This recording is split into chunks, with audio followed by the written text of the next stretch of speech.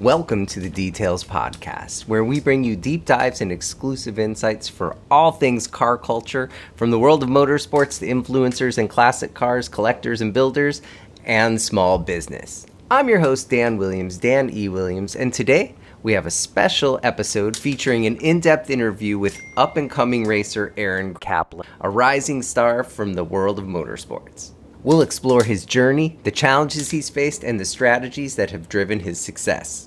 And then stay tuned for valuable business insights and answers to some of the most pressing questions from our audience, you.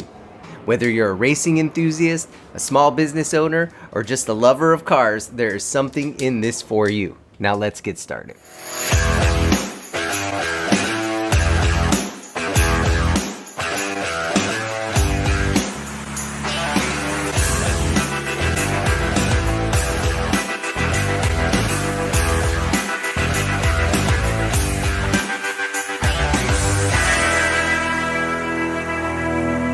I'm your host, Dan Williams, Dan E. Williams, and that E stands for E. That is my middle name. I have a special guest today, Mr. Aaron Kaplan, race car driver, business development, marketing. He does it all. Aaron, how are you doing today? I'm fine, thank you. And thank you for having me on the podcast. Absolutely. So we were connected from Ralph Hansen Jr., and I think that you're doing some work with Ralph on your racing side of stuff. And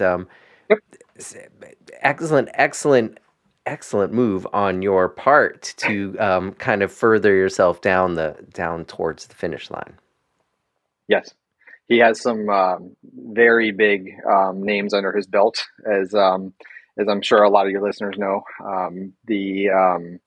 The meeting was by chance. He and my father met at the PRI show in Indianapolis last year, and just kind of on a whim, once we started this season, I sent him a message, and he said, "Yeah, let's go grab lunch." And we've embarked upon a journey. So we're working on a couple cause marketing things to kind of set the ground and the foundation for the larger marketing program. Man, syncing up with Ralph is the way to go for sure. I mean, he's just has such a deep, rich history. Do you know that he was Tony Holman's personal assistant? I don't think I knew about the personal assistant. He used the name in a I know this person conversation, not that level.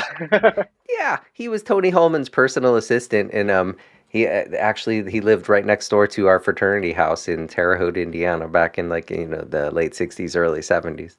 So he has been in the racing world for the entire time.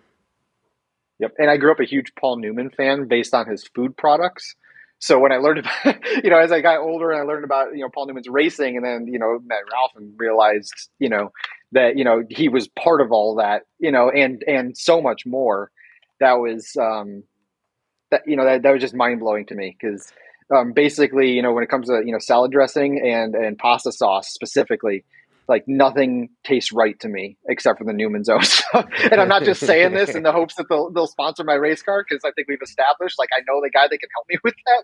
The guy that literally used to have Sunday lunch with Paul Newman and his family. But that's just one of those weird things in life when you just kind of stuff like that comes together. And my wife used to make fun of me for that, but now, she's on board with it because they're phenomenal products. So why wouldn't we use them? and to do part of it for charity. I mean, you just can't lose on that. It's a win-win-win. Mm-hmm. Exactly. All right. So look, on the Details podcast, we're going to try to find the intersection of auto enthusiasm, which comes from your racing side, and business, which comes from your business side. So we can spin this any which way we want. I definitely want to highlight your racing career and get into all that, but I know that there's going to be a ton more stuff, as we both come from business development and marketing backgrounds. So I'm super excited to crack into this one. So you're a race car driver now. Has this been something since you were a little kid that's always kind of fascinated you, or something that you've fascinated to try to do? Yeah, fascinated, absolutely. My father, when he was basically at college up until I was born, worked with the kart series. He was a crew chief for a guy named Bill Alsop. And so and I believe kart later turned into IndyCar. I'm not too familiar with the history on that specifically. But, Indy cars of the era, racing the kart series, and he participated in a number of Indianapolis 500s with Bill and his team. But because of that, when I was born and growing up, there was always an IndyCar race on in the household, and so growing up watching that, I just kind of learned who some of the drivers were at the time. But Dad and I would always watch the Indy 500 together. Working in the garage or just doing stuff around the house. That was always kind of a special time of year for us. And then as I got later on in life, I started watching more and more car racing as I got older and became kind of more aware of it. And then certainly after I got into racing myself, um, yeah, I think I watch basically every series on TV now. I have a son and daughter. My son Nathan is 4, and my daughter Hazel is 6, and they both started out very young watching racing with me too. Hazel doesn't like it as much as Nathan does, but Nathan and I, have some matching shirts for drivers we like and stuff like that. So it really has been a very common theme throughout my life, and a lot of that really revolves around my dad and his love of racing and instilling that in me when I was a very young child. Now, coming from somebody who's working, and you're right, kart and IRL kind of split off, and there was like two different things, and I've learned so much about it from all these Indy 500 connections. Mm-hmm. But so growing up with somebody who's in that higher level of racing, and I Yep. came from the Midwest also, and we used to go to like the little redneck races. Did you guys ever Oh yeah. participate and go Yes. to any of that, like dirt track and like figure eights at the end Mm-hmm. of it and that kind of craziness? Yeah, so we used to live in Fort Wayne, Indiana. There's a place called a Villa Motor Speedway, which I don't know if it's still there. But when I was a young kid, we used to go there. I can't remember if it was Friday or Saturday nights, to be honest with you. But they were nighttime races. He would take my sister and I. Um, and very I remember like wood stands, buy a bag of peanuts, sit down and throw the shells on the ground type place. But that's great, especially as a kid, like that just blows your mind that that you could just throw something like that on the ground. But I can remember going there and watching different types of racing. I remember they had a rocket powered car one time, which even though we were sitting in the stands, I still remember like the heat of that car like blasting up into the stands as it drove by. They had those races where people would just bring their car off the street and race them against each other on the track. I remember, and I don't know if it was a real one or not, but I remember a guy had a AC Cobra, and he was just racing some SUV. It was probably like a Blazer, maybe like a GMC, was it the Cyclone back then or the Typhoon, whichever one was like the Blazer based one. But I remember they came together partway down the track on one of the turns, and then the Cobra just kept banging off this guy and just destroyed his car, like hit the car, hit the wall. And it wasn't like a power thing, like he was fishtailing all over the place. He just couldn't not hit something. Like in my mind, it's like almost like he wanted to wreck the car in front of everybody for the insurance money type situation. But I remember that. I remember doing a bike race one weekend there where they let kids like just take your bikes out on the track and literally do one lap on the banking and stuff, which I remember being very hard as a small child. But yeah, we did a lot of that. It's actually funny you brought up the figure eight racing in your question, because Rockford Speedway, which I'm based out of Chicago, Rockford Speedway was close by. I've since found out that it's closed. But my son and I loved watching the figure eight bus racing, specifically out of Rockford. And they also did some where like caravan racing, like, from the old Top Gear episode, they, pull a trailer, do stuff like that. Mm-hmm. So he just loved, he loved doing that. And I can remember going to county fairs with my family too. We lived in Ohio and Indiana. I loved the demolition derbies as a kid. I just, even today, I still find them fascinating how some of those cars can still work after some of the damage that they take. But being a kid and seeing some of that, and seeing how loud it was, that was really cool to me. Still not the loudest racing event. None of those are the loudest racing event I've ever heard. Still, Formula One cars at Indy is still by far the loudest thing I have ever heard as a human. But I just remember just loud and noise and cheering and food and just having a great time, as a family doing stuff like that. Heck yeah. And you'd get there and it'd be like a Friday or Saturday night, and your parents, they would go get their beer and go sit in the stands, and you would just whoosh, take off and go hang out with other kids. I think a lot of those like little regional tracks like that are gone now. And it's such a bummer because that was such a fun part of life as a kid. Yeah, I don't know why they would go. I mean, I certainly don't know the business model for the track, so I can't sit here and say like, oh, they should have just taken the loss because they provided such a valuable service to the community. I'm not running the show, and it's certainly, you're a business guy, I'm a business guy. Like, you're not just going to like absorb a loss for no reason, right? But I do, like when I race at Road Atlanta, there's Lanier Speedway right across the street, and I understand that's been relatively revived. And that, it looks a lot nicer than Avila was, or at least I remember Avila as a kid. But those are the type of speedways. Yeah, like, when I thought of racing as a child, when I thought of growing up and racing, until I started doing what I do now, like that was a racetrack to me. And so, even, kind of going on a little bit of a side, like, Blackhawk Farms is one of my favorite racetracks that I race at and have raced at. And one of the reasons is, one, it's very small. It's a very narrow track. It's a small track, small complex, not a lot of frills, although pretty nice bathrooms, all things considered. And but it's like that type of speedway. It's kind of just out in the country. Pull up, park on the grass. Get a car on track, go. And it was the first place I ever took a car on track. And I think every racer kind of has that moment where they're like, oh yeah, this is what I want to do now.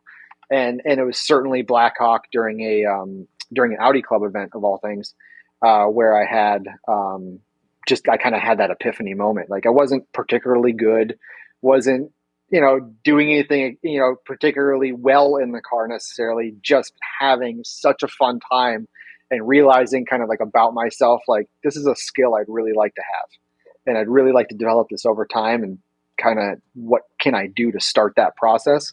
And it took a little bit of time because, as everybody knows, racing is not cheap at all. But it definitely, that place holds a place in my heart, and will always, because of that, because of how just kind of small and contained, and how homely it felt to me at the time. All right. So what, as a kid, you just mentioned that was the first place that you went on a track. So how old were you Yep. about at that point? Oh, kid is relative in that one. I was 24, Okay. Okay. 25. So Yeah. as a kid though, what sports did you play that were So not racing, and kind of how did those things sort of develop you? I was a wrestler, and I think that there's so much of my tenacity or my just nonstop attitude comes from that time of my life and doing that. What sports did you participate in, and how did they affect you moving forward into your career of business as well as in racing? so I did organize sports, and as I'll tell you about in a minute, kind of disorganized sports or singular sports. So, growing up, kind of did the normal kid, soccer and baseball sports, based on the seasons, and then also did track when I was in high school. I had a brief stint as a early teen in swimming, which it was an activity to do during the summer, and golfed a lot when I lived in Florida, because we lived on a golf course basically. So, doing a lot of schools and things like that. Both my sister and I did that.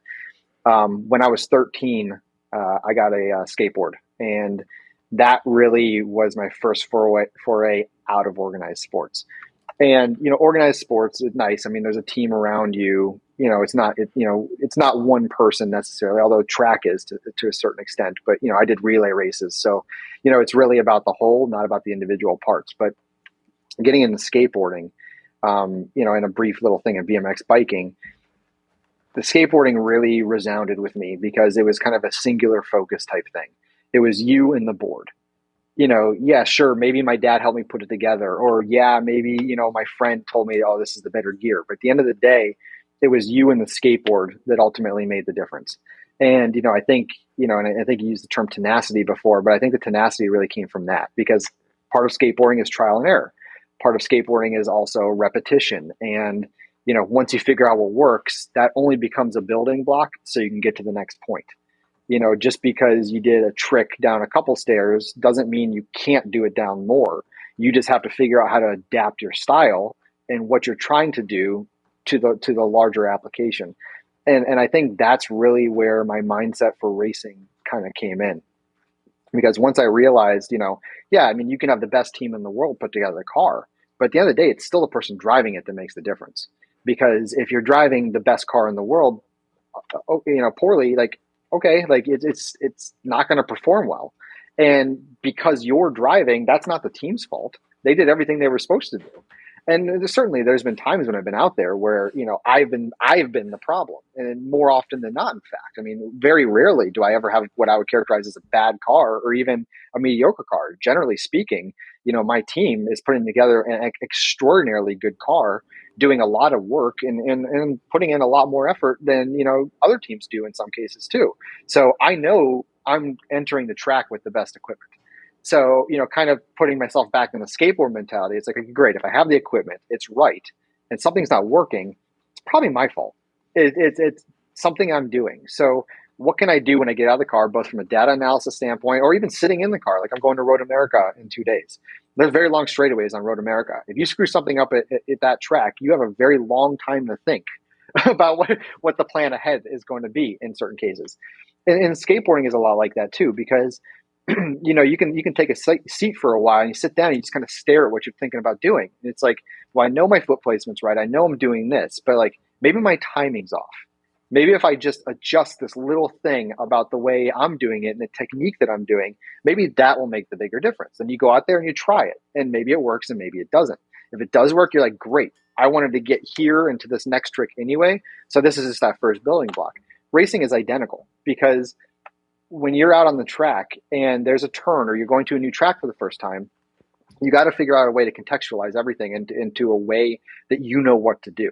Because when you're getting onto a track, when you're a race car driver, when you've taken the schools, you've gotten your license and things like that, like, you've been approved to be on a track.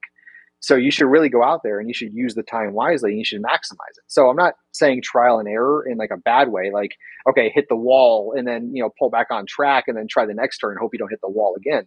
But there's plenty of things that you can kind of work up to if you're not comfortable with it. But once you get it, it kind of clicks and you go, click, that's the next thing. Okay, great. Let's put together the rest of the lap now. And so, you can focus on, Road America's 14 turns. There's a lot of places, there's 14 chances to screw up a lap at Road America. But if you're putting together a lap and you're, maybe a second and a half off, but there's 2 turns that, that's the problem, great. Focus on the 2 turns. Don't focus on the other 12, because while you need to still do them, you should have the confidence in yourself that, oh, I already know how to do that. And that's exactly how the skateboarding is. If you know how to do the basic trick and you're just trying to apply it to something you've never done before, that's great. You're just stretching yourself. And that's no different than going to a new track. So you'll find what that next thing is. Push yourself a little bit, whether it's, braking deeper or trying to carry a little more speed into a turn.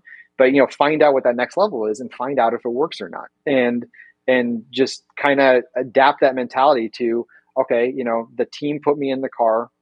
The car's what the car is at this point. So go out there and make the most of it. Okay. Well, so how far did you go forward? Was that just something like you hung out with your friends and you guys went to skateboard parks and skateboarded, or did that turn into some kind of an organized event? I know they started doing that maybe like in X Games or something, and maybe that was, where you were looking at. No, I didn't really have a stomach for that, to be honest with you. And I never was, good enough, or I'm not now good enough to compete at that level. I actually, I had a very strong group of friends from the Wilkes-Barre area of Pennsylvania, the Northeast Skate Crew. Grew up with them, and that really foundationally kind of built me into what I am today as a skateboarder, which at 41, it's kind of tough. But, I still try. I was doing it yesterday with my son. I'll be out at the skate park tomorrow. There's a skate park near my house, about a mile away, that I worked with the Parks and Recreation Council of my town to help get built. So I was one of many people, but that's what I did. So, I had a large, group of friends growing up that, we skateboarded together. We made some videos and things like that. But I realized pretty early on that I wasn't going to be like a pro skateboarder or something like that. I was doing it for fun. and I was having a great time at it, and the camaraderie and just hanging out with people.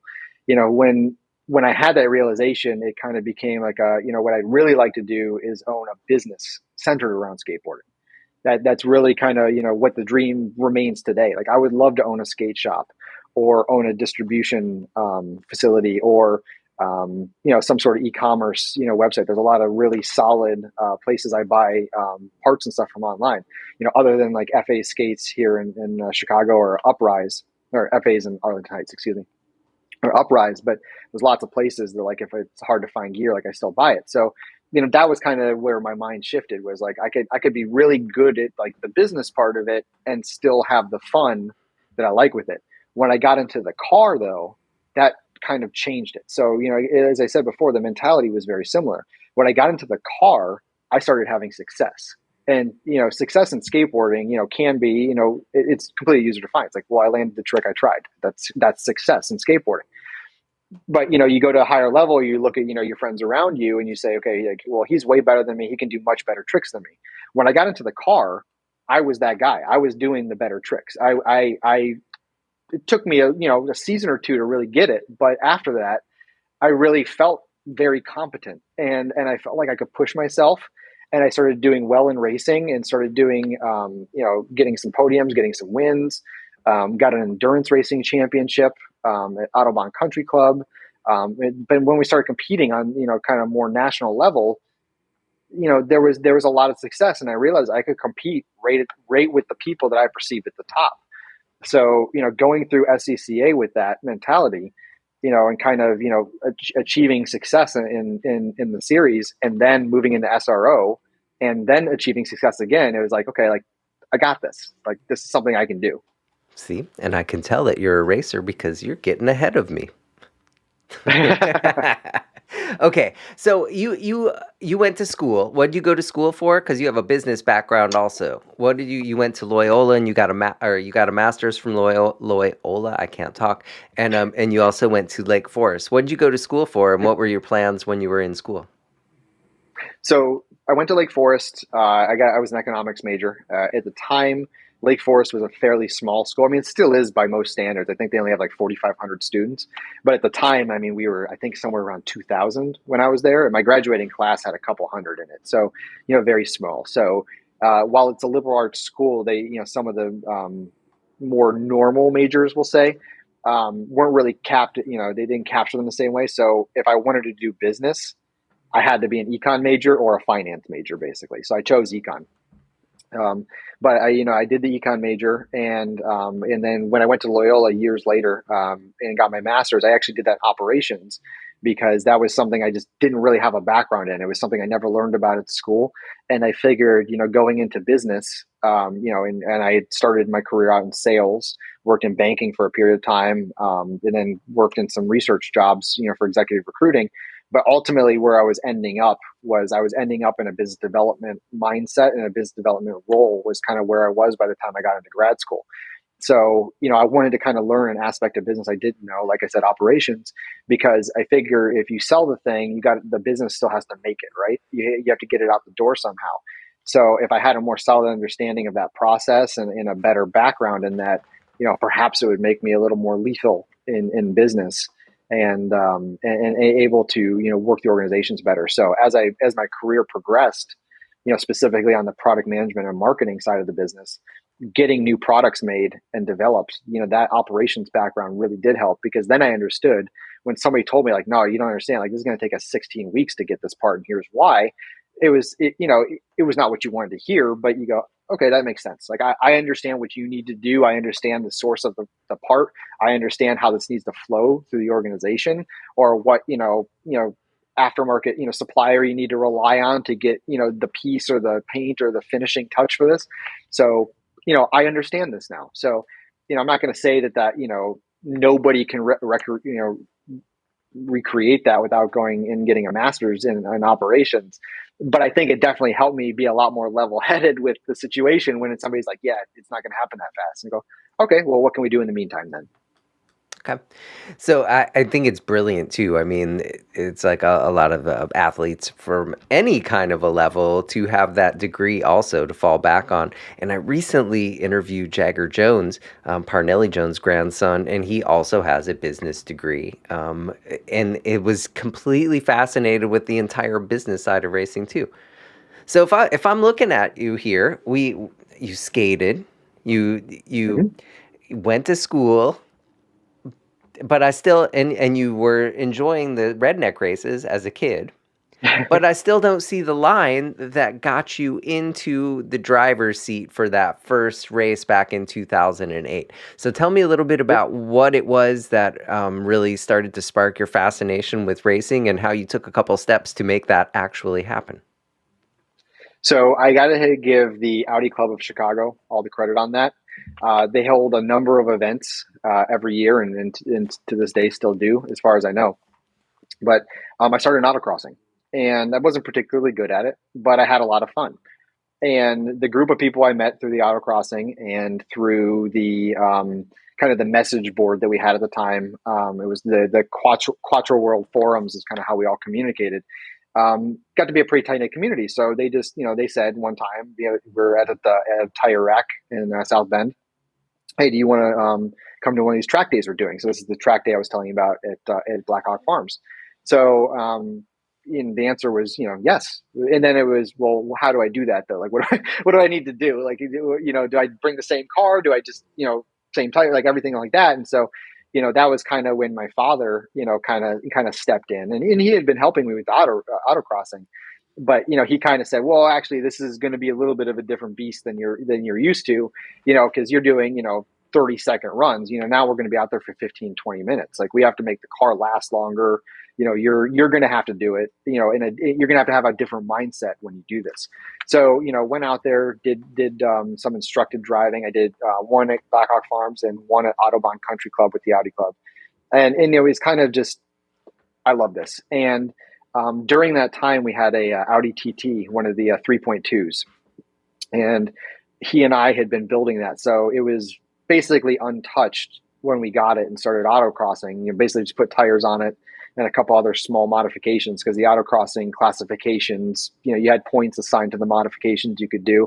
So the more modifications you did, the different class you were in. So long story short, we had only done so much. So we started really just building the car and doing kind of project stuff with it.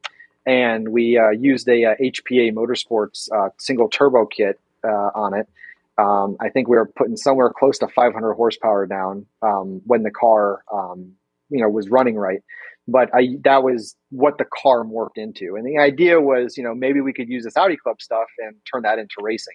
Well, when we started looking into how the car would be classified, looking at the SCCA rule set, the NASA rule set, like, there was nowhere for this car. Like, we built a Frankenstein car. This thing was a rocket ship, and it was fun. I did an Audi Club event at Daytona, which was awesome when the car ran for the 4 laps that it did, and then it ate an engine. But after that point, it was just kind of like, we were basically 3 engines deep on this car, and it was unclassifiable. It was like, well, what can we do? We had already become members at Autobahn Country Club, and we were having a great time just taking cars out. And by that point, my father had a Noble M400, which he was steadily working on too.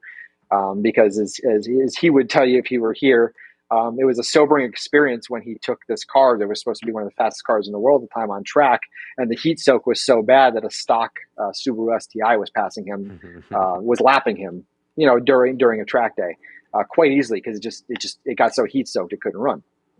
So my brother-in-law also had a Stasis Motorsports A4, so that's how we were doing these events.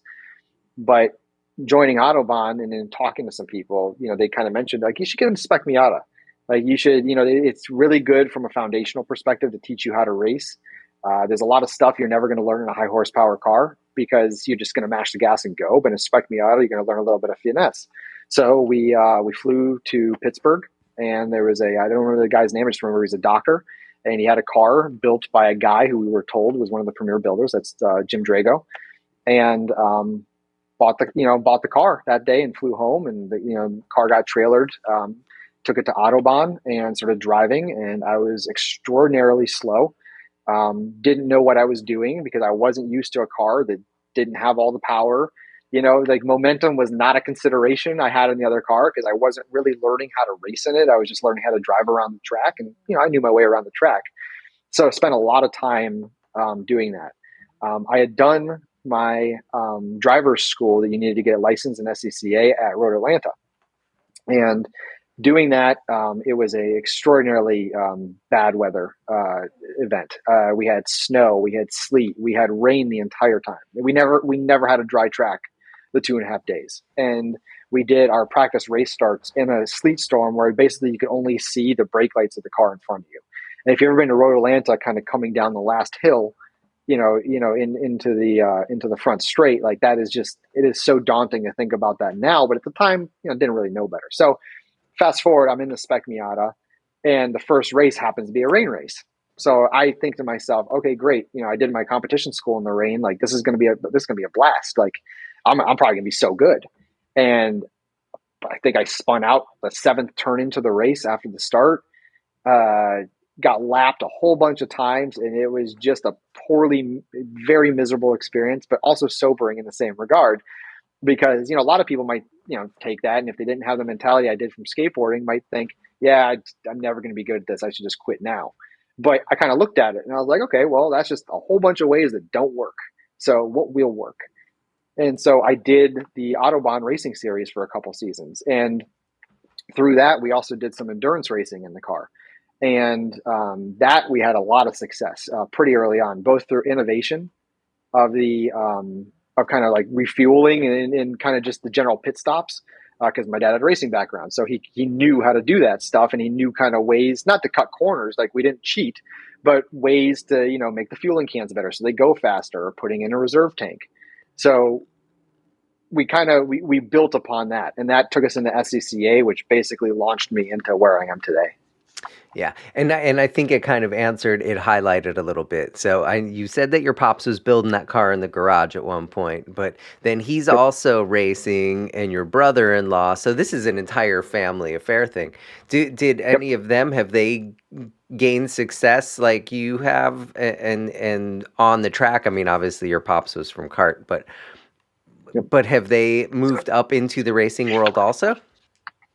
So my brother-in-law, no, but that's largely. I mean, he raced. He did 2 or 3 Spec Miata races, and did fairly well, all things considered. I just think the expense and the time to do it. It just it became something. Became a bit daunting for him.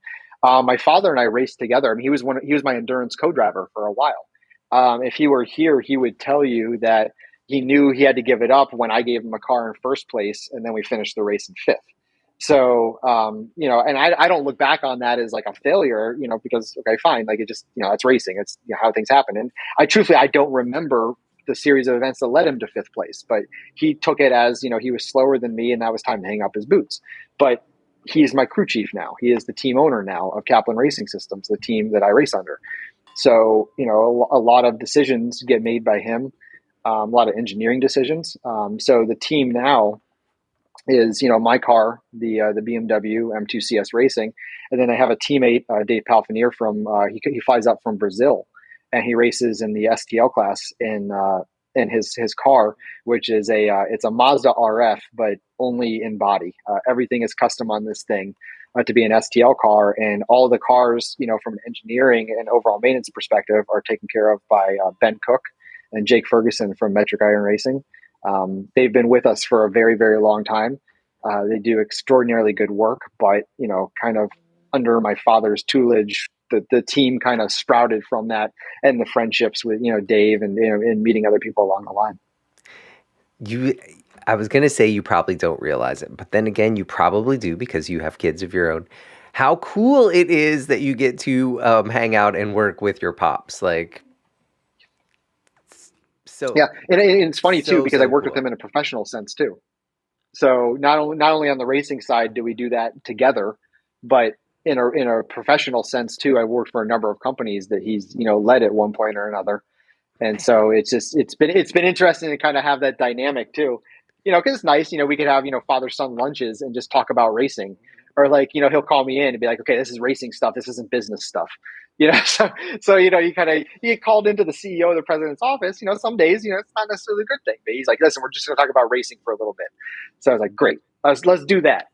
When do I need to order tires, or what do you need me to get before the next race? And as we evolved, we now have a business around the racing team. But when it started, it was he and I turning every wrench, more he than I in that particular matter. But turning every wrench, ordering all the parts, doing all the care at the track. I traveled with like a little toolbox in my car. Like I had a torque wrench and an air tank. Like that's all I thought I needed at the time. And it's a win-win because he's living vicariously through you when you're out there on that track. So that is Yep. awesome. And the family comes out. My family, they'll come to my SRO race in August up at Road America. My brother and sister-in-law and their son Sebastian come to some of my races. I mean, it is a complete family event in that regard. My mother, who's in poor health now, but when she was in better health, would come to a lot of races too with us. Been all around the country with us, doing that. And so, I don't think she had the same good time that Dad and I did, because a lot of those races were really cold and rainy, and she's really a warm weather woman. But we really had a good time, and having that family aspect and doing that, it's something, I see a lot of race teams that have a family heritage, let's say, but not to the level that my father and I have. Like my friend Charlie Peter and his father, for example, have a very similar dynamic where they're working on the cars, they're racing the cars, the father son team dynamic, and I he and I have gotten to be friends over the years, and I really like seeing that. It's very fun to see somebody else. My father, his one of his best friends is Mitch Bender, who owns Bravo Trailers. If anybody needs a really good racing trailer, Bravo. And his son Danny, we've all been friends for a very, very, very long time. And Danny and I race in Spec Miata together. Danny's done some Trans Am, and he was even my coach at our race at Coda a couple weeks ago. So again, another example of a father and son thing. And I mean, to the point where we paddock together a lot of the time. We were all, my dad had a birthday, had a milestone birthday this year. Like we're always going out to dinner together. We're always hanging out, texting, all that kind of stuff. So just those kind of friendships just blossomed out of this. And again, Mitch and Danny, that's a father-son duo right there. So cool. So cool. So as you look at yourself moving up from that Miata, which was just, a little, almost just like a little street car, really. A little baby car. And now you're driving something with some real power. What kind of adjustments did you have to make to accommodate for going back to that car that has more power? So that was actually a nice progression of events, because for my 30th birthday, we went to Fall Line Motorsports here in Illinois, in Buffalo Grove. And I was actually going in just to get a new helmet because my previous helmet had expired. And Fall Line is really good at being in the right place at the right time with race car stuff. So it's happened a number of times with me. But long story short, one of the guys there, Steve, I'm buying the helmet. He goes, hey, you want to come take a look at something in the back? One of our guys is selling his race car to move into a different class. Like, you guys want to see what he's getting rid of? He's got this E46 M3, and it's perfect for the Touring 3 category. It would be a nice move up for you guys from Spec Miata. And, basically sold us the car on the spot. So when I came in to get a new helmet for my birthday, I ended up with a new race car also, because we have been talking about what's next. How do we move into this? So that was a unique adjustment for me, because the car was very heavy the way it was classified, but it also had a lot of power. So raced that for a number of seasons and ultimately moved into an E92 BMW, which was still heavy, but had way more power. And so those kind of going in the touring car classes, the Touring 3, then Touring 2, two faster cars, really kind of helped me put me where I am today, because the M2 that I race is also classified as a T2 car or a T1 car, depending on how I run it. So, previously I'd run it in T2 because, that was kind of the group that I knew. This next weekend at the June Sprint, I'm actually going to run it in T1 because I can actually run it identically to the way I run it in SRO. In the T1 class, so I can still run the slicks. I can, run all the bells and whistles. I don't have to change a thing on it, even the weight, and I can run it that way. So, working into those higher horsepower cars, as much faster cars, it definitely was a learning curve at first. Had a couple crashes that in hindsight didn't need to happen that way, but that's how you got to learn. You got to fall sometimes, and just it's just how you get yourself back up and keep on moving. And I have to thank my dad for paying for the crash damage, all those times. But I'm still racing, and yeah, it was a very memorable experience, kind of coming from those cars. I really miss the power of the E92, and I miss the exhaust because nothing sounds like a high revving V8. It just I miss that car so much, but it's at a nice home in Connecticut. So transitioning kind of into the business side of stuff too. How does the your product management and marketing side of life transpose over into the car racing side of what you do? Yeah, so I think it's going to help me more now that I'm working with Ralph. I think there was always a mindset I had.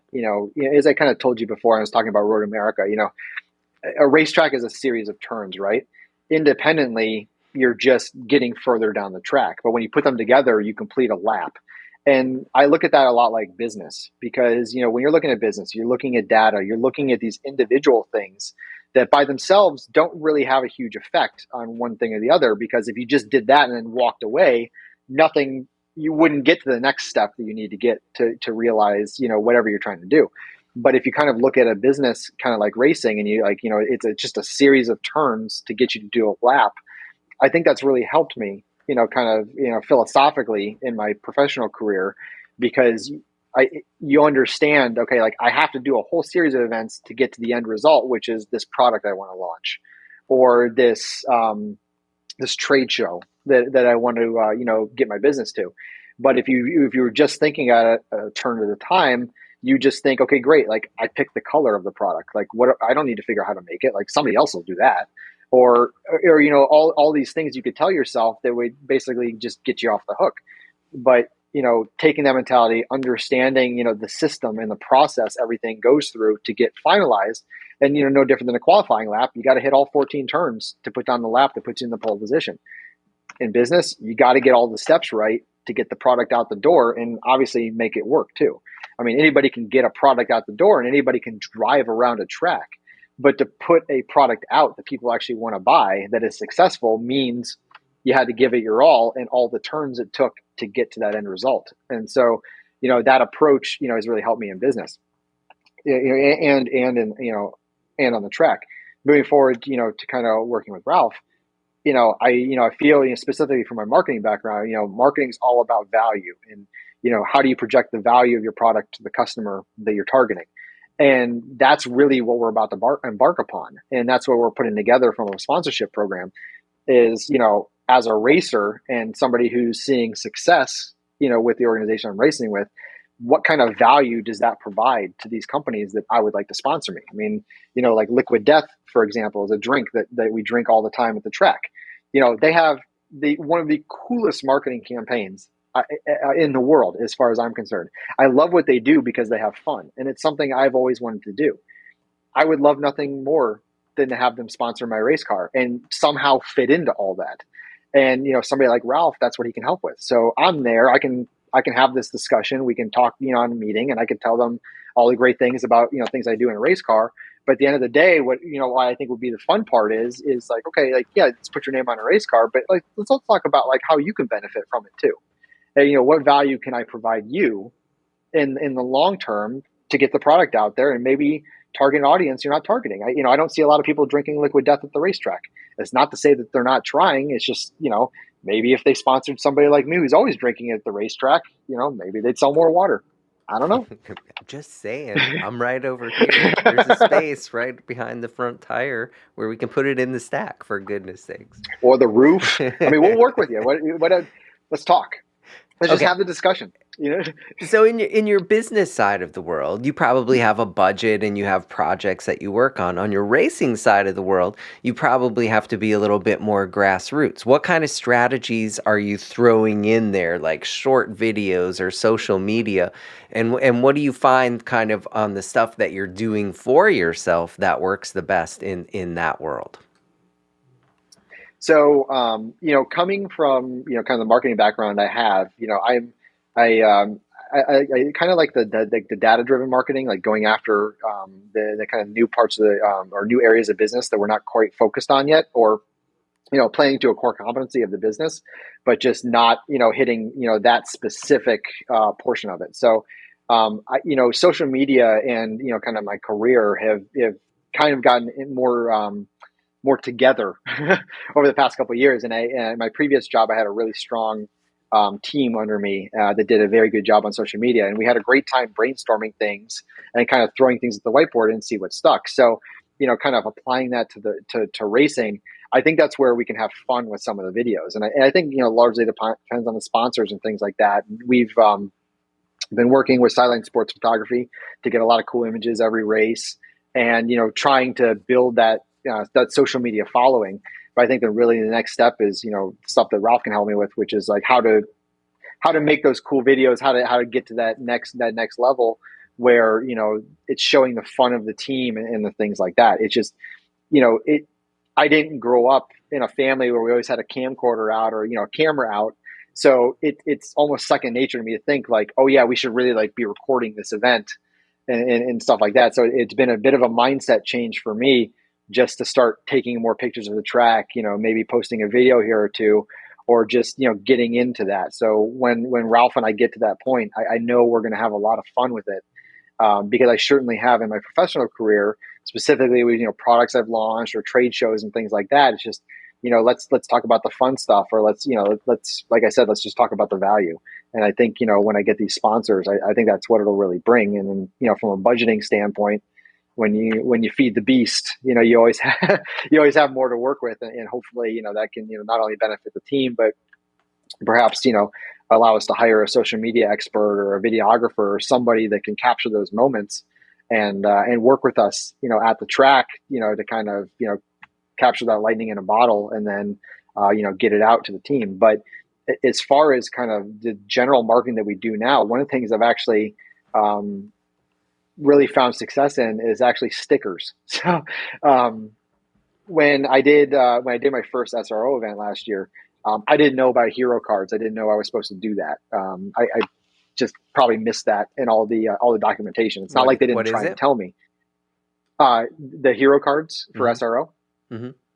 So it's basically like a card about about the size of a piece of paper.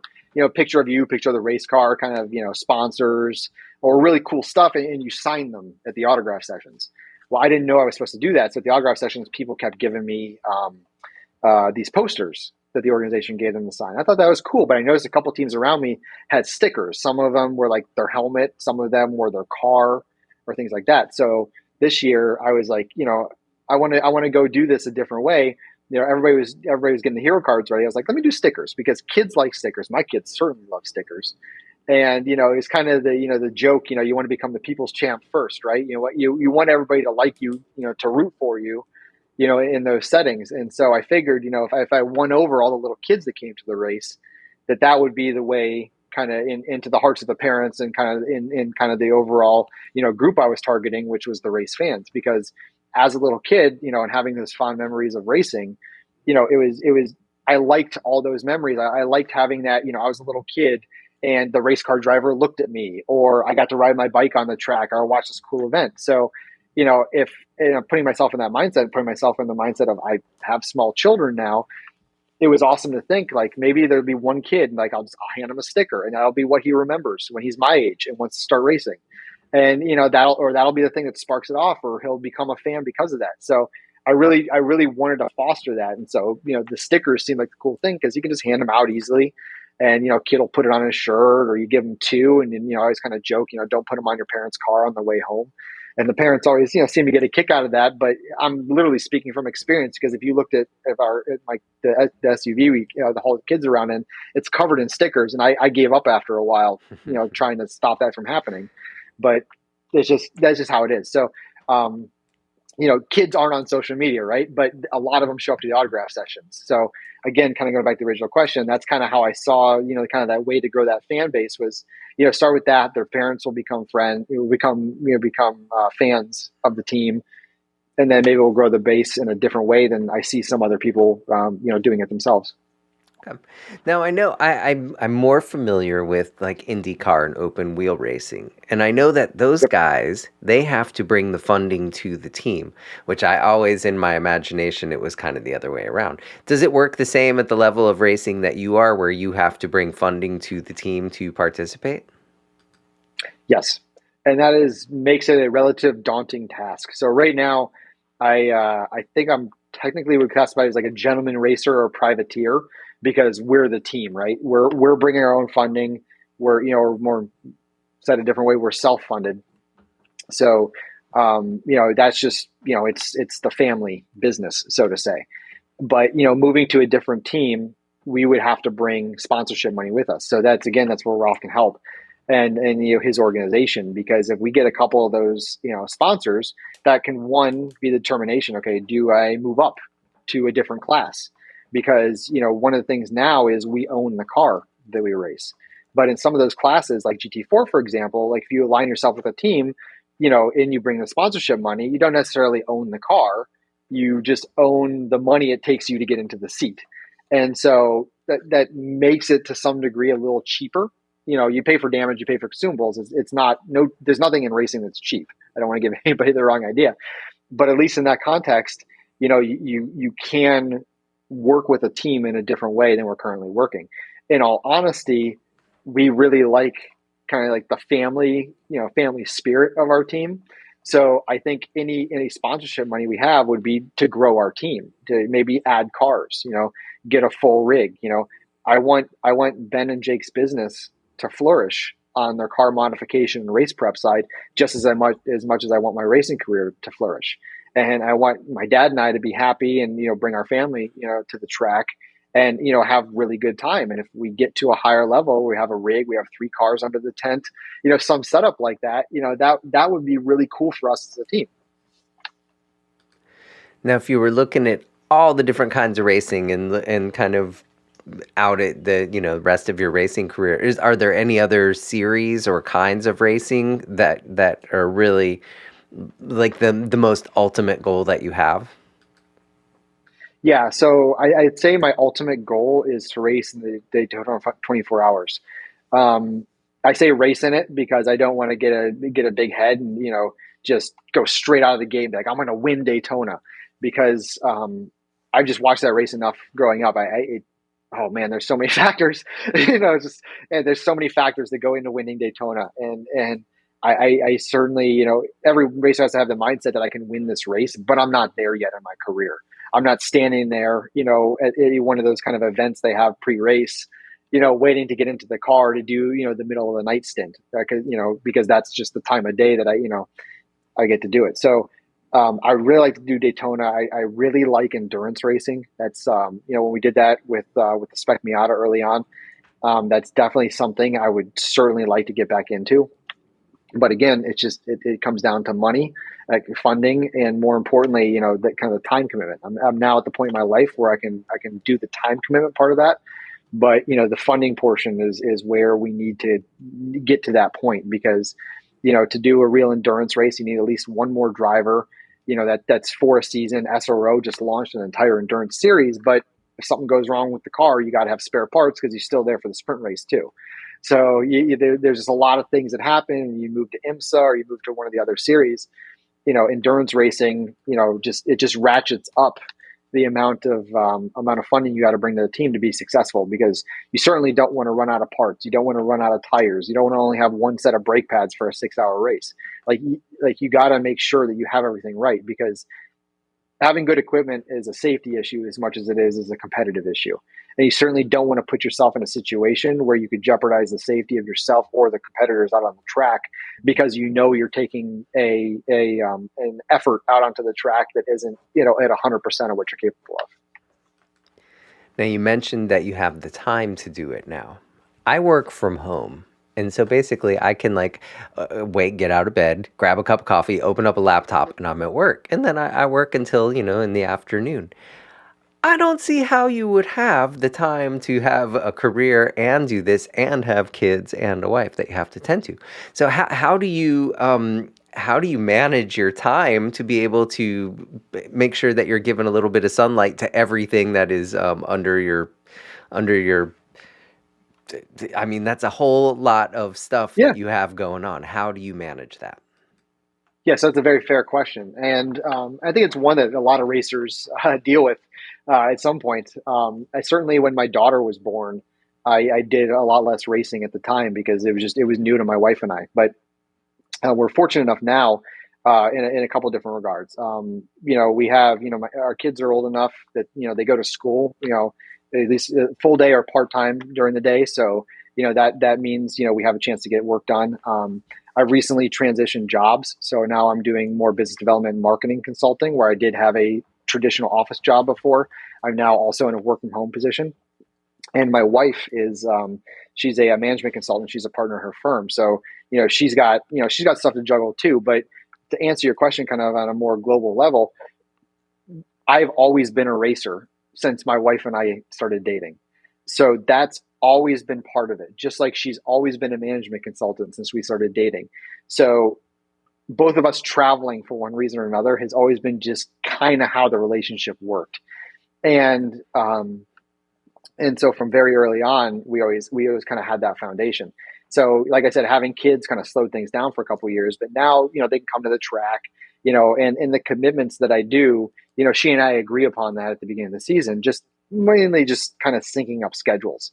I mean, she understands that this racing thing has turned into more of a business for the team overall, and certainly is bigger than what it was when we started when we raced. But that balance, took a lot of vacation days, when I worked kind of the normal job, and like I said, took the family to some of the tracks and some of the places we fly to. It's, on the whole, it's very easy to say like it's a small commitment of about 4 days every month. But, to your point, when you balance that with normal travel for business or just other family events, like it is a lot. So, the only thing I can tell you is that, we've just figured out make a way to make it work. And I'm extraordinarily grateful for that. And I never take that for granted because, you know, I can't take it for granted. That would just be wrong. It's too many things in my life have gone right.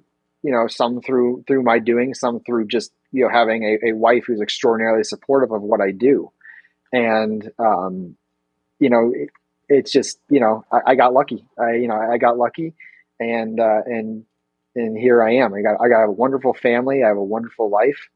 This new transition in my career. We'll see how this goes, but it's going quite well so far. I only left my job in August, this past April, and already finding some success. Basically, working for two different companies to help them on their BD and marketing. So, adding in the racing and now being able to focus a little bit more full time. Spend a little more time on the sim at home. Maybe go out to the race shop, on semi regular basis than I previously did, just to see stuff or talk. Like I have some ability now that I did not have before. Awesome. Now you said that your little boy is kind of into Mhm. the racing thing too. Do you say he was 6 or 4? So yes, Nathan is 4 and Hazel, my daughter, is 6. Okay, so are we gonna have this little kid in a cart here by the time he's 6 years old? I know a lot of the guys who are in IndyCar and stuff, they started racing as a little kid, and it perhaps could have changed your trajectory too had you started really early. But is that something that Grandpa and you are already kind of lining up for this guy? We have the mindset of if he wants to. So my daughter, she actually has this awesome little electric radio flyer go kart, goes about 10 miles per hour, and she loves that thing, but doesn't seem to want to go any faster than that. I mean, she'll drift it around the turns in the neighborhood, kind of on the sidewalk and stuff like that. And I can see my son really kind of itching to try that. And there's like her old little Power Wheels car. Like he wants to drive it, but he's still like a little bit of that age where it's like turning and pushing the gas at the same time are a little bit difficult for him. So he kind of nosedives that thing into the fences a lot of time when we're taking walks. But I mean, he has fun, and we watch NASCAR and Indy on the weekends, and in Formula One, or Formula Little One, as he calls it. And we both have our favorite drivers in each of those series. So and Hazel will watch with us, but she's just not as into it as Nathan is. So if he wants to try, we will foster that. but and I'm not certainly not looking my nose down my nose at anybody or singling anybody out, but I'm not going to force them into it. Racing is a very expensive, time consuming hobby. It is not something that should be taken lightly, and it's certainly not something that you should force your kid to do if they don't want to do it because of all the things that come with it. So if he shows an interest and he wants to do it, we'll get him in a position to try. We're certainly not going to discourage him away from it, though. Nope. No, we're not. Okay, so you can have in business as well as racing, it can be so rewarding when you hit some victories. Tell me about a victory that you've had in business and kind of like something that was like one of your pinnacles, and contrast how that feels in comparison to like winning when you're doing something on the racetrack. Sure. So in my previous business, when I got there during it was August of 2020, they had just bought a product line that the technology was great. And in principle, it was basically, so it was working in the plumbing industry. So the product is called Light Ray, and you go on the internet right now and you can see the Light Ray product. So if you've ever had a filling done at the dentist, they now use UV to cure the filling. So with the trenchless pipe rehabilitation that the company did at the time, you used to have to do like an ambient or steam cure, which meant you had to use the air to basically cure it. So think about painting your house. You paint it and then you wait until it cures. So introducing light ray technology meant that you could, basically use this resin that when you applied the LED lights to it, much like getting a filling, you would cure. The cure time was 10 minutes. So it significantly improved the process. It was just as strong as the traditional methods, but it was a product line that when the company bought it, it didn't work. The technology was sound and the idea was sound, but in actual working order, the product itself just didn't. And it wasn't through any fault of the previous owners. It was just they were three people trying to run this business, trying to take over this industry, and there was just a lot going on. When the company bought it, they hired a head of engineering who basically the first thing was like, okay, figure out how to make this and figure out how to make it better. By the time I came on, he was at the standpoint where he was like, okay, I know how to make the LEDs work. I know how to make this whole process work, but what does it need to look like? Who are we targeting? What's the price we should, all those things that come with product management and marketing. So we basically did a lot of, talking with customers, did all the things you're supposed to do in those settings, but, I also bought back every single one of the old units that we had sold previously to replace with one of the new units to prove to these guys, hey, you invested in technology, but now we're actually going to give you equipment that works. And so that business, that started basically from nothing at that point, eclipsed $20 million last year. Wow. Which for the business that we were a part of, that is quite significant. For that business from a sales perspective, going from nothing to $20 million in sales in less than 3 years, basically. So that to me was a huge success. And I mean, the whole business put in the effort. I mean, it was the training team, it was the R&D team, it was the technical team solving problems, it was the inside team, selling the technology, and the outside team doing live demos in front of customers. It was the trade shows we did, the road shows we did. Everybody played a part in that. But at the root of it, when you're sitting there looking back at it, me and the head of engineering sitting there talking about, okay, what should this product be and how should it function? Listening to all these other people and then actually producing a product that did those things and then convincing everybody it's like, no, it's going to do what we said it was going to do. I promise you. And then it did. Like that was so rewarding and fulfilling in my career. And I've had lots of product launches in my career. And I've done lots of things, to great success in my career. But that was one that just, it felt so good because we were digging out of a hole. Like I said, the previous technology, the equipment itself had a fundamental problem with it. And so the customers just lost trust. So we had to build back that trust and had to turn the business into something and then had to pivot kind of an entire industry towards a new way of doing things, which we successfully did. So kind of contrasting that with racing, a lot of racing, there's a lot of highs and a lot of lows in racing. And, I can tell you, about the time that, I was leading a race and I ran out of gas going into Canada Corner at Road America. And there was a small error in a calculation and I ran out of gas a couple corners before the end of the race.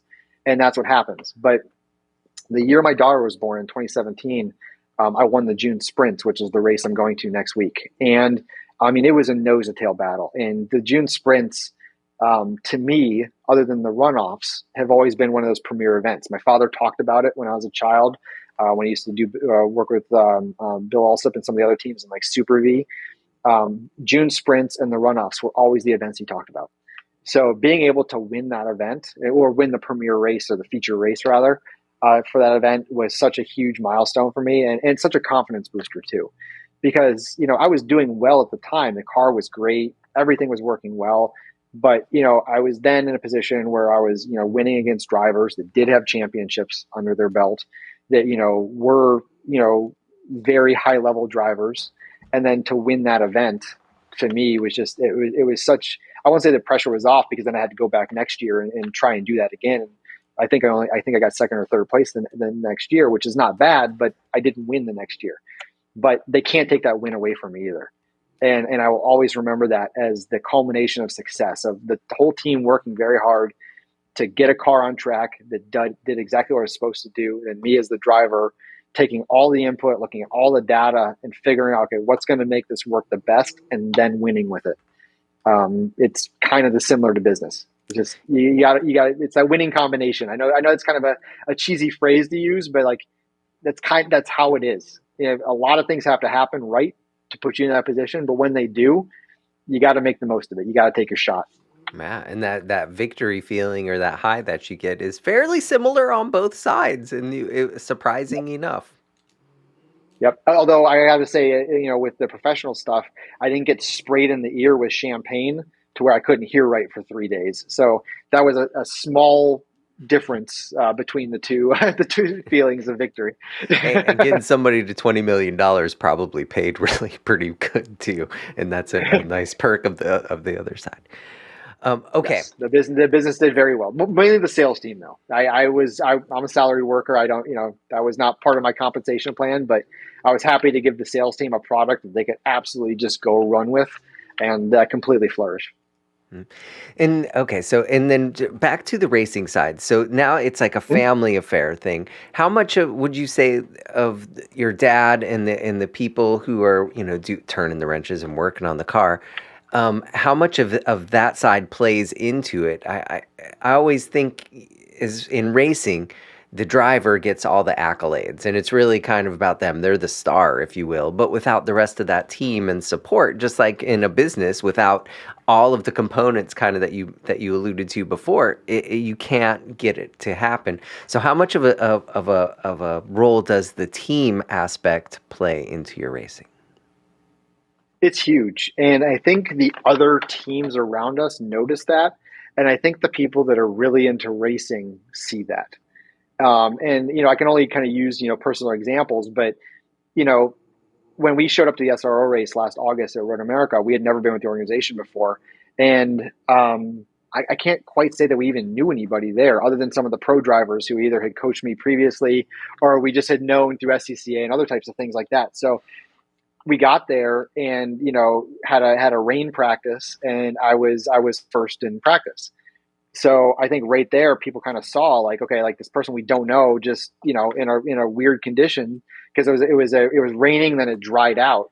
But I was one of the only cars on slicks, so I went out there. They saw kind of how I came in after the practice, and everybody's like, "Huh, who's this guy? What's he doing here? Like, in kind of doing this with the car." So from that perspective, people started coming by the tent just to introduce themselves. Hey, the new guy, whatever.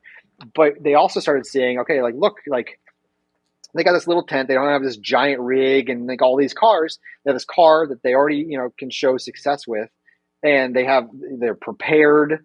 They're not, working on the car till the middle of the night. Like everything is ready to go, and so I think people took notice of that right away, and to the point where we started, people started buying parts from us at the track, because all of a sudden they realized like we had a bunch of spares with us too, and so that's really where the business comes in. But like that prep level, that wasn't me at that point. That was, they saw the car work right. They saw a driver be successful in the car, somebody they never knew, came by and kind of investigated, and were like, oh, wow, this is like a really tight ship. And that tight ship is because Ben and Jake run it that way, and my father to that extent too. Like that's how they run things. Ben has started a very successful business, Metric Iron Racing, around the racing aspects, and kind of where he started with this. And now he works on all types of cars, street cars and other race cars, and does lots of modifications, or kind of simple stuff even on my street cars. Like I have him work on my street cars sometimes. So you know people take notice of that. And when you have a car, that's just, kind of just thrown together and parts are falling off, or it looks dirty and things like that, like people also notice that.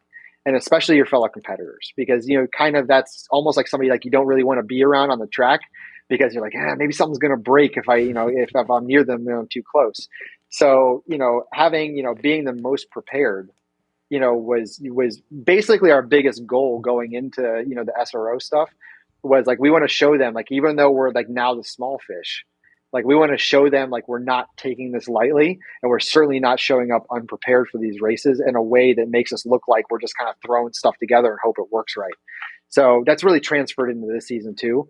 We've made a lot of good friends at the track. We still have other teams come to us, for spares, or to use. We have one of the BMW factory computers, and to use the factory computer at times. So, that's really gone nicely. And then, I've been working with a coach, Mark Miller, who I think a lot of people may recognize that name from the racing world. But I mean, I think one of the things that really sold him on working with us too, other than, just kind of our interpersonal relationship, was that, we were small, but completely serious about everything that we did.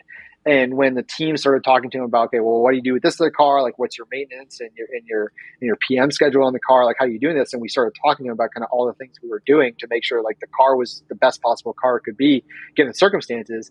I think that probably put him at ease a little bit, because he knew like we weren't just, going out there and just, throwing it together. So I really hope and certainly try and represent, the whole team when I can. I hope that other people, especially the fans, understand how much the team put into making me successful on the track. If you were to give one piece of advice to somebody, whether young or older, who is trying to get into racing, what advice would you tell them? Just put your head down and work through the problem. Lots of things will happen that you can't control necessarily, but if you're still rolling, you can finish a race. And if you're still rolling, you can take the next turn. No matter what happened in the turn before you, you just get past it. I run on the back of my car the phrase "roll forever," and actually that's from skateboarding. Real Skateboards, a company out of California, has used that as their slogan for many years. And I took that with me because it means a lot to me, both in skateboarding and in car racing. And so I think a lot of people get discouraged when they don't find early success in racing, both maybe because their perception is, I have the best car, so why don't I have, why can't it do the things that it should do? But again, it's the driver that drives the car. So, if you're still moving, you still got a shot to do something special. But, the minute you stop moving, you've given up at that point. Like you can't do anything if you're sitting still on a racetrack. All right. I like it. Well, man, I see nothing but good stuff coming for you. You've already had a successful career on one side. You're set up with a cool family situation in racing, and now you're with Ralph Hansen. So that's going to be some definite, I don't know, maybe how we're going to drafting. You're definitely, it would be win from behind, like sail. Like yes, exactly. But I'm trying to think of how to say it. Yeah, Joseph Newgarden at the Indy 500. Be there in the last series of turns and just. That is what I'm talking about. Aaron, thank you so much for hanging out with me and sharing some of these stories. It has been incredible, and I'm even more excited to watch you drive. Thank you so much, and this was a great experience for me. Thank you for joining us for this insightful interview with up-and-coming racer Aaron. Before we wrap up, I'd like to leave you with 3 business lessons that we can take away from Aaron's journey. 1. Embracing technology. Aaron highlighted the importance of using the latest technology in racing to stay competitive. In business, leveraging technology can streamline your operations, enhance efficiency, and provide a competitive edge. 2. Continuous improvement. Aaron's dedication to continuous improvement is crucial. Whether it's fine-tuning a race car or refining your business strategy, always look for ways to enhance performance and stay ahead of the curve. And 3, networking. Building strong relationships within the industry is vital. Aaron's connections have been instrumental in his career. And similarly, networking can open doors, provide valuable opportunities, and foster growth in business. Thank you so much for tuning in. Make sure to like and subscribe for more exciting interviews and insights. Check out our shorts and our clips. We're just getting warmed up here. We have so much more coming for you. And again, from the bottom of my heart, thank you.